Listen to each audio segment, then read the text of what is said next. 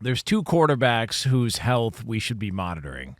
Well, I mean, I guess you could throw Jaden Daniels in there if you wanted to, but there's two quarterbacks who we're monitoring. The first of which is Jordan Love. Our friends listening statewide in Wisconsin right now. What's up? It's a big-time matchup this weekend against the Detroit Lions. He's dealing with the groin issue. It didn't seem like he would play. Dr. David Chow, right after the injury and right after the game over the weekend, said, look, he could probably pushing it to come back this weekend, probably better served to come back after the bye. The only problem is they've got the Lions this weekend, and weather could be an issue. There's a chance of rain. I think a 60% chance of rain is what I saw. You've got the groin issue.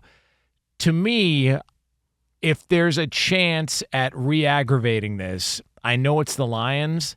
I personally would rather sit him, and I would rather get him back after the bye, which is actually 2 bye weeks in a row because they've got the Bears after the bye, and they don't lose to the Bears. So I look at it and go, yes, it's the Lions. Yes, it's the division. It's an important game. But if you're going to run the risk of re-aggravating the injury and he's going to be out for an even more extended period of time, I don't know if that's the smartest move in the world if you're the Packers. We just saw Puka Nacua. I mean, as Lee was saying, kind of the report was he may have re-aggravated a previous injury that he's dealing with. That's like the worst thing that could ever happen. I mean, not ever, but it's on the list when you re-aggravate something that you're in need of healing from. And I think that goes for all of them. It isn't just the situation with Jordan Love. I think there's sensibility to what it is that you're saying, but I also think there's the idea and understanding that this is sports and this is a game of perseverance, attrition, guts. You know, no guts, no glory. Sometimes you got to play hurt. In fact, most times you have to play hurt. It's just a matter of what the level of hurt that you're at. Right. If it's a danger zone hurt where it could lead to like a straight up, you missing time based off of it, then you have to be smart in your approach. And you have to kind of feel your way through it. Sometimes you can go, sometimes you can't. And sometimes you don't find out if you can until you try. And so I would say if Jordan Love feels like he can give it a go at some point during this week, if he can show that he can get in there and he can handle it, then, yeah, you play. I mean, this isn't like an injury like a concussion where you don't really have the choice. You have to pass protocols and do all those things. This is one of those deals where you wrap it up. You figure out if you can move the right way, and you want to try not to injure it or aggravate it any more than you already have. Like I said, that goes for Jaden Daniels, and what he's got going on. Lamar Jackson, for whatever it is he got. What's Lamar Jackson's reported injury? All right, so Lamar Jackson's the other one, and a DNP for a second straight day. He's got knee and back injuries. Knee and back. Yeah, they tried to say it was a rest day, and then you've got reporters there in Baltimore that were like, yeah, he's got like knee and back stuff. The problem with Lamar Jackson is I just can't take it serious because it feels like Lamar Jackson misses more practice than anybody in the history of the NFL, but still shows up and plays. And so I don't know if it's whether he's sick, whether this is legitimate injuries, but as we pointed out, it is week 9. Like this stuff is starting to, we're over 2 months into the season basically. And Pete Prisco always says like, this is a survival league now. Like it's a war of attrition. Like now, I mean, it feels like with the added game that I don't know if it's because there's more coverage now, or maybe you guys just played through it and it wasn't discussed a lot. I think it's always been a survival game. You have to make it. You have to endure to the end.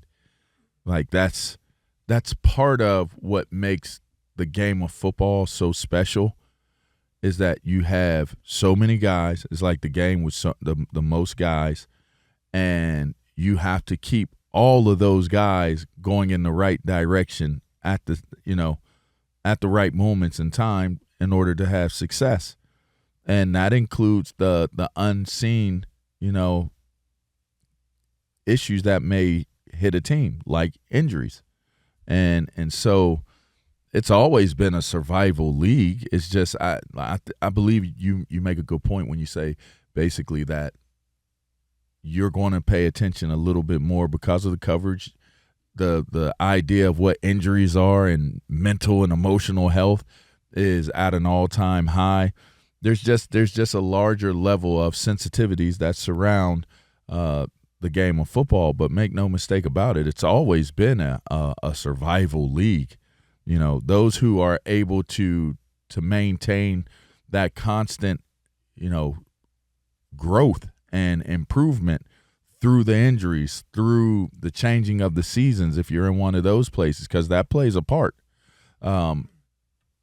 There's a lot that goes into having success at the pro level and at any other level, because, college deals with it, high school deals with it, hell, youth league you learn to start dealing with those things and coping, building your coping mechanisms.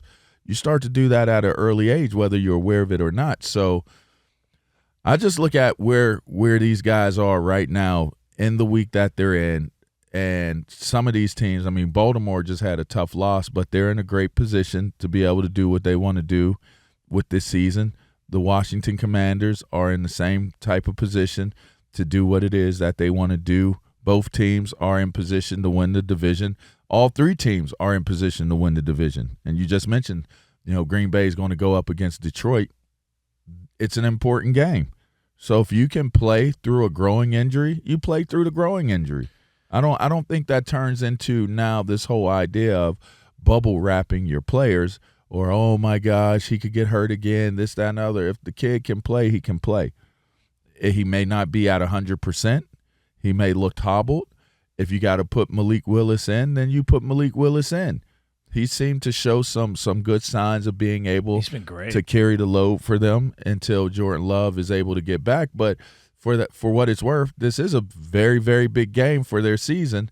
And if Jordan Love can go and he can give them that type of production that has made them a contender this year, then you go. I'm not playing him. I just to me, it's weather conditions are iffy. It's a groin. He pops that again. What are we talking about here? That's something like you've got to be real careful with. And I just look at it and I say, you can cheat. I know it's a big game. If this wasn't Detroit, I don't think it's a conversation. I don't think he's playing at all. You've clearly never had those nectars of the gods, bro. You get that thing wrapped up. You get that thing wrapped up nice and tight. The thigh goes around the hip. Then you get that nectars of the gods. Bro, you make it through a Sunday. Okay, it's a Sunday. It's a game. So let me ask you this: it's a groin issue. So they pull out that javelin juice and they just shove it in like an hour before kickoff, and next thing you know, you can do it. And then what's it feel like about 6 hours later? That thing might have like some bruising in it. Might be pitch black, from the blood and the bruising and all that. But then you start, when do they have the bye? Right after? Yep. Okay. And like I said, 2 buys because they got the Bears after that. You hit that thing with that ultrasound, get some ice on it, keep stretching it, making sure that it's healing up the way that it needs to heal up, and you keep wrapping it up. You just go through the proper protocols of what, the rehab of that injury is, and you keep going. That's what I would assume if it's tolerable. Like a growing injury, unless it is pooled. If it's a pooled growing, he's not playing anyway, Jonas. Like it's not, a pool is different than just like a strain. Like if you strained it, like versus like a complete pull, you barely can walk. Like you barely can walk. Like he's probably swinging that leg around, all kinds of different things. He's like verbal Kent. Yeah. Yeah, swing that leg. Batter up. But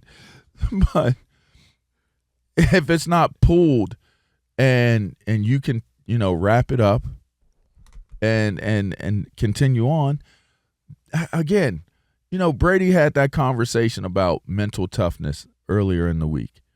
And I think it kind of comes down to that survival that we're talking about, survival league and different things like that. It's all a mindset, Jonas, right? When you think about it, the approach to what it is that you're going to do and how you're going to play the game is all a mindset. And if your mindset is to be a victim, like, oh, I'm hurt, I can't play me when I'm 100%, you're never going to be 100% for one. And for two, how many weeks does it take for you to get to a point of where you feel good and feel safe about your growing? Like, sometimes it just comes down to the mental mindset of, if I am healthy enough to play, I'm going to play.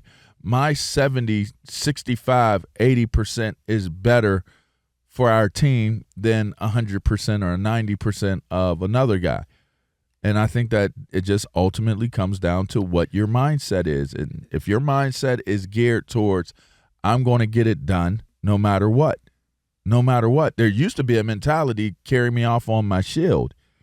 I don't know how many guys carry that mantra too much anymore, but that used to be, it's funny. I could ultimately say at one point, I could tell that there was a difference. I would ask players, are you willing to die for it? Like, when you go out there and you play, are you willing to bust your gut and play this game where you're willing, you're so vested in what it is that you're doing for yourself and for your team and for the community that you represent, that you're willing to die for it? Because that's how I was raised. In Pittsburgh, you're like, you are trained that way. It's very military-like. It's very military-like in the way that you're brainwashed into thinking about how you approach the game of football. So to me, I started hearing guys like look at me like, or listen to me, and they'd be like, "Die for it." Like, what do you mean? And I knew that there was a change. There was a shift taking place.